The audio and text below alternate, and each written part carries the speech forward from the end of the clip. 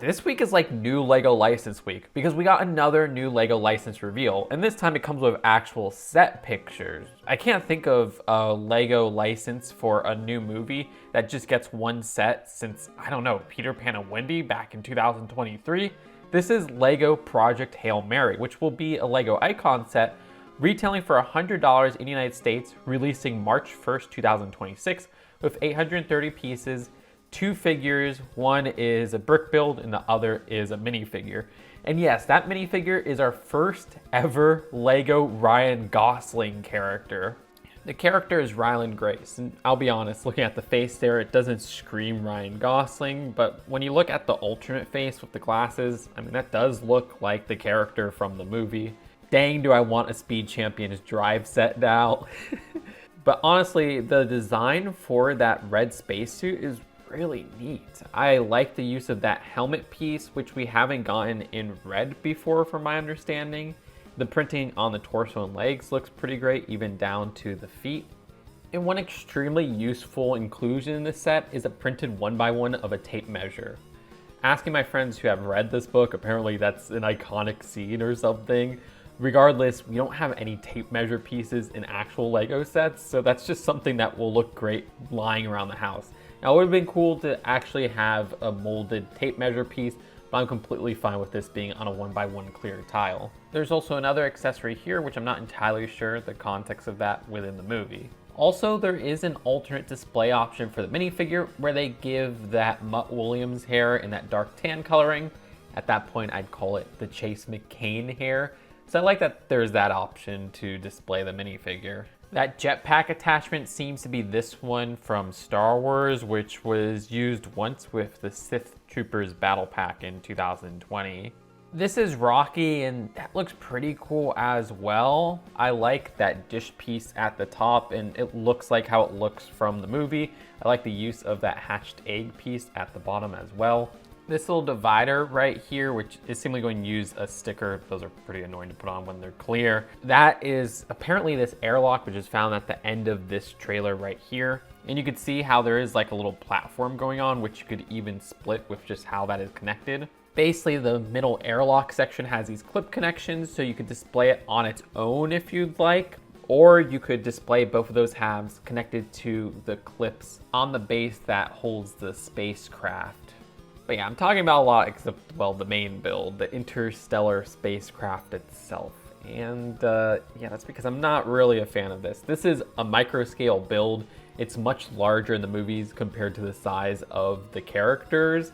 But I guess they didn't want to put too much money into making this like a $200, $300 minifigure scale set beyond that stand, because this is, again, a one-off movie set where they don't know if the movie itself is going to do too well.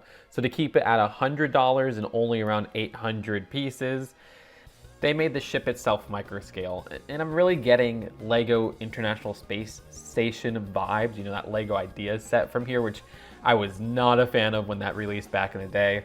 But to be fair, I gotta admit my bias is that I'm not really a fan of this type of spacecraft. I like shuttles when it comes to realistic spacecrafts, but that's about it. This and like the ISS just have a design that doesn't really appeal to me. So to add that and make it not be minifigure scale really loses my interest. It doesn't feel like that distinct of a build. I mean, I'm really struggling to point out anything interesting with the build of the spacecraft itself.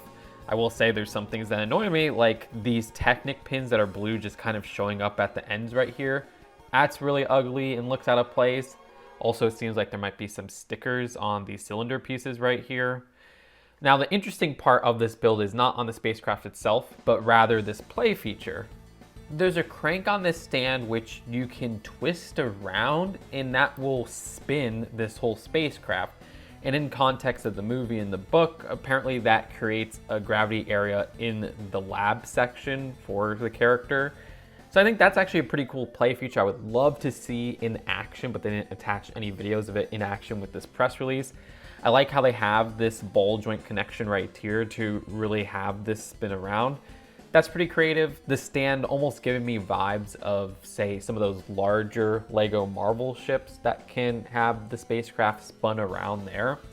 Now they do have this little circular piece right here, which is apparently to represent a specific atmosphere from the movie that is green. I hope that's not too much to say in terms of spoilers and things like that. There's a printed tile at the stand base right here with some information on the destination as well as the length of the journey. That's pretty cool. And one thing I have to point out here is the whole idea that this is called Project Hail Mary and the ship is called the Hail Mary. That's a religious reference, and LEGO is very anti-representing religion in sets. So it's just an interesting contradiction. But they'll do anything to actually capture licenses. Like they're like, hey, no war sets, except our biggest theme is LEGO Star Wars. Regardless, I don't think the price for this is great. I mean, this should have been closer to like $70, but somehow it is $100, and it really does feel undersized for this price. I would be like, oh, throw in more minifigures, but I haven't read the book or seen the movie, so I can't properly speak on that until I see those. I'm trying to avoid spoilers.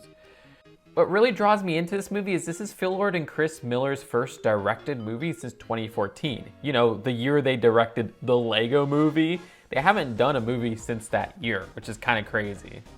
I'm not super into blockbusters, but that duo can always take these popular ideas and make something really unexpected and creative. So yeah, I am hyped for this movie, and I've been avoiding trailers as much as I can. I just had to refer to them while making this news video. I also find it interesting that this is from the writer of The Martian, which was also like a PG-13 big budget science fiction movie. Imagine if we got LEGO The Martian sets. I guess it was just as possible as this, but now with the Icons 18+ line, they have more of an excuse. Dang, part of me really wishes we got LEGO Interstellar sets. Come on, LEGO ideas, please. I know there's been some submissions of that. That would be peak. So let me know what you think of this set in the comments below. Do you think this is worth it? Are you as hyped for a random one-off movie set as I am? Like I said, I can't think of many others. There was Peter Pan and Wendy, and then there was Mr. Megorium's Wonder Emporium. But you try to name some random one-off new movie Lego sets in the comments below. You'll say something like Ghostbusters, but no, that did get more sets for Dimensions. Or something like a LEGO Ideas license set like Hocus Pocus, but that's based off of an older movie that has already proven to be popular. This is a rarity. I still probably wouldn't have bought this alone, but hey, I was sent it early by LEGO, so I guess expect a review. Subscribe here for more LEGO news and commentary and honest LEGO takes. Seriously, you leaving a comment, liking this video, and clicking that subscribe button helps out so much, and I'll see you later. Peace out. Bye.